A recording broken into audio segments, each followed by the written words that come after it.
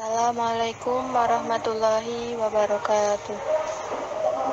Perkenalkan, kami dari kelompok 7 yang beranggotakan Rintika Nurhidayah, NIM 2012310002, Muhammad Rizky Yahya 2012310008, Arif Sujai 2012310026, Oktaviana Dwinata 2012310030 yang akan menjelaskan materi tentang fikih muamalah.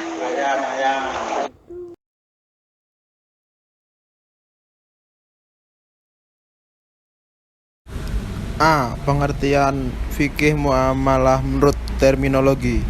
Menurut terminologi, fikih pada mulanya berarti pengetahuan keagamaan yang mencakup seluruh ajaran agama, baik berupa akidah, akhlak maupun amaliyah atau ibadah, yakni sama dengan arti syariah Islamiyah. Namun, pada perkembangan selanjutnya, fikih diartikan sebagai bagian dari syariah Islamiyah, yaitu pengetahuan tentang hukum syariah Islamiyah yang berkaitan dengan perbuatan manusia yang telah dewasa dan berakal sehat yang diambil dari dalil-dalil yang terinci. Sedangkan pengertian muamalah secara terminologi, muamalah dapat dibagi menjadi dua macam, yaitu pengertian muamalah dalam arti luas dan dalam arti sempit. Pengertian muamalah dalam arti luas menghasilkan duniawi supaya menjadi sebab suksesnya masalah ukhrawi. Muamalah menurut ahli dalam arti luas. 1. Menurut Ad-Dimyati, fikih muamalah adalah aktivitas untuk menghasilkan duniawi menyebabkan keberhasilan masalah ukhrawi. 2. Menurut pendapat Muhammad Yusuf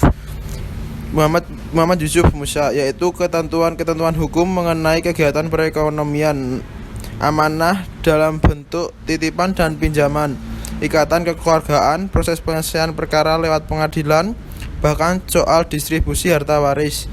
3. Menurut pendapat Mahmud Syaltout, yaitu ketentuan hukum mengenai hubungan perekonomian yang dilakukan anggota masyarakat dan bertendesikan kepentingan material yang saling menguntungkan satu sama lain. 4. Halamens S.J., guru besar bidang bahasa Arab di Universitas Joseph Beirut, sebagaimana dikutip dalam buku pengantar fikih muamalah karya Mas Duha Abdurrahman, memakai fikih sama dengan syariah.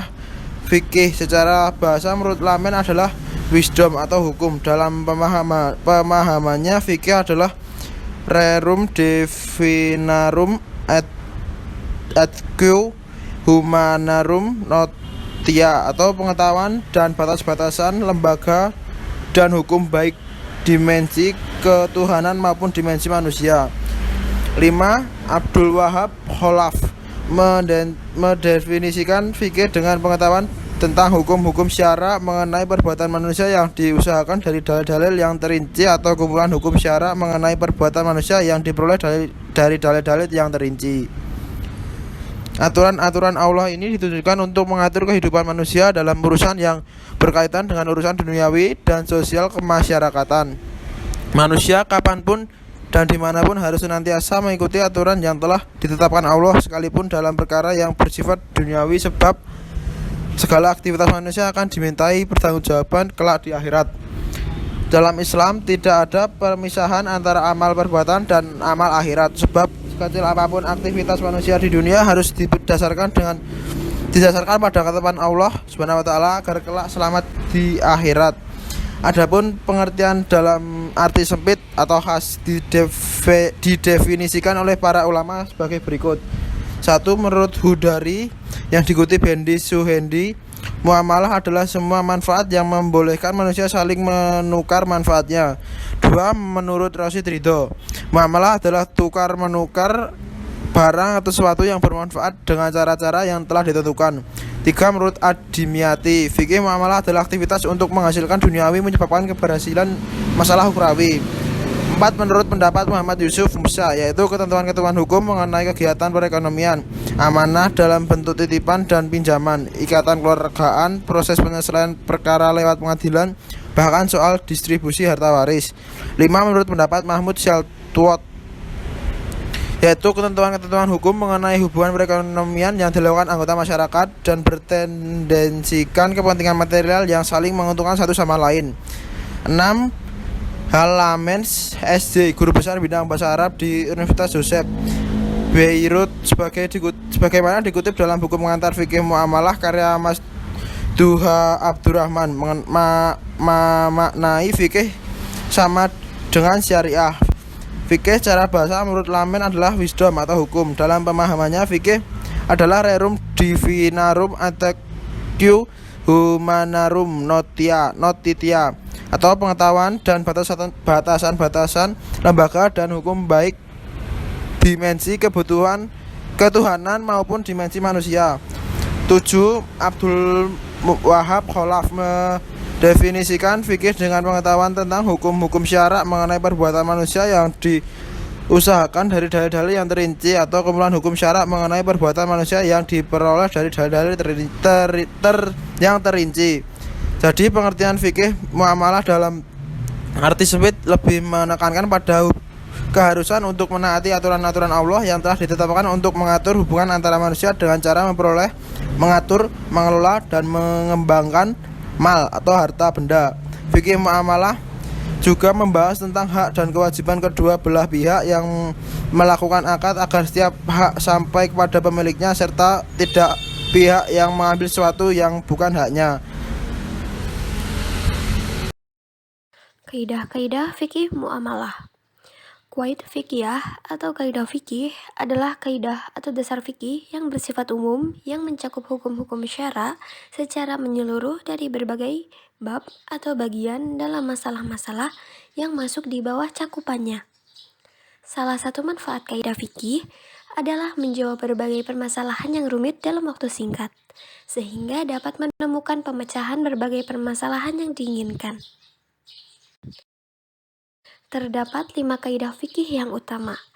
Kaidah pertama, al-umuru bimiko sidiha, artinya setiap sesuatu bergantung pada maksud atau niat pelakunya.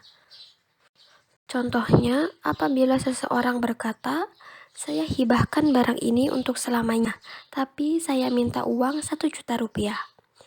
Meskipun katanya adalah hibah, tapi dengan permintaan uang, maka akad tersebut bukanlah hibah, tetapi merupakan akad jual beli. Kaidah kedua, al-yakinu la yuzalu bisyaki, atau keyakinan tidak bisa dihilangkan karena adanya keraguan. Contohnya, terjadi perselisihan penjual dan pembeli. Pembeli ingin mengembalikan barangnya dan berkata bahwa barang tersebut seharga 15.000, sedangkan penjual berkata harga tersebut adalah 20.000. Maka yang dianggap yakin adalah harga penjualnya. Kaidah ketiga, al-masyaqqatu tajlibu at-taysyiru. Kesukaran atau kesulitan itu dapat mendatangkan atau menarik kemudahan. Maksudnya bagaimana?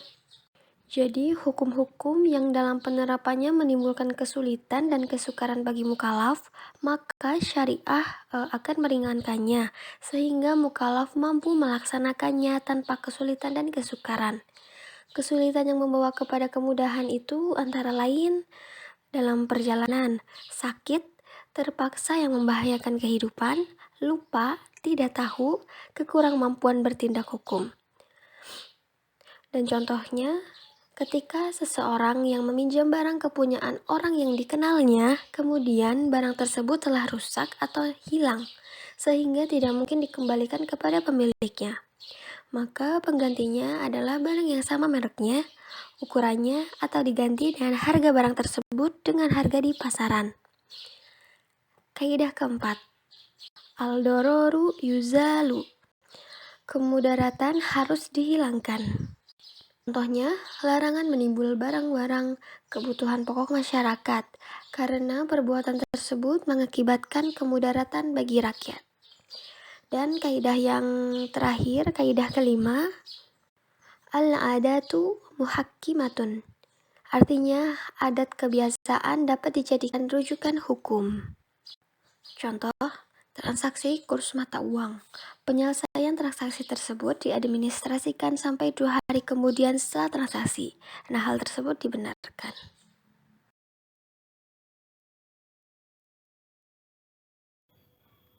Ruang lingkup fikih muamalah adalah seluruh kegiatan muamalah manusia berdasarkan hukum-hukum Islam yang berupa peraturan-peraturan yang berisi perintah atau larangan seperti wajib, sunnah, haram, makruh, dan mubah. Hukum-hukum fikih terdiri dari hukum-hukum yang menyangkut urusan ibadah dalam kaitannya dengan hubungan vertikal antara manusia dengan Allah dan hubungan manusia dengan manusia lainnya.